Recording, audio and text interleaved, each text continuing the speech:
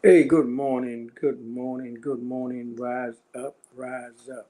Prophets during Judah captivity in Babylon. Prophets during Judah's captivity in Babylon. My brothers and sisters, this morning we asked the question, which true shepherd of God's people had been most helpful to you? Which true shepherd of God's people has been most helpful to you? Three prophets proclaimed God's message during the period surrounding the captivity of the people of Judah in Babylon. As the nation of Judah was rushing towards the captivity, the prophet Odebay was inspired to proclaim that the neighbors nation of Edom would smuggle set by awaiting the destruction of Judah, would be judged harshly by God, who would also eventually restore Judah from captivity.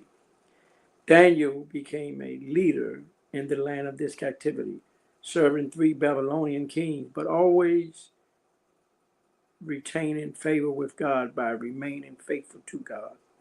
The prophet was inspired to see the Babylons would be replaced by Persian of Judah captive for a time, but the Judah captivity would not continue indefinitely. Daniel was also given a vision concerning a glory ruling that God would send for all his created people. This vision had a short-term fulfillment when King Cyrus of Persia allowed captivity Jews to return to Jerusalem to rebuild the temple.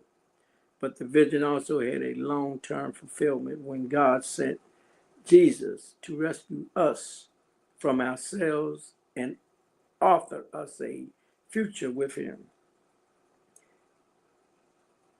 As Kaiser also served as God's prophet while in captivity in Babylon. He was called to this ministry with amazing vision of God's glory. His first prophecy concerning the downfall of Jerusalem and other aspects of God's judgment of his rebellion people. Later was inspired to assure God's people that God would protect them in the various places of their exile and captivity. In this context, Hezekiah made it very clear that religious leaders are expected to be true shepherds of God's people, drawing them closer to God, rather than false shepherds, causing people to run away from God. Finally, Hezekiah was given encouraging vision of New Jerusalem, where God's people will experience eternal rest, peace, and worship. Lord, please help us to love and joy in your constant protecting and guidance. Lord, please help us to love and joy in your constant protection and guidance. Amen, amen, amen.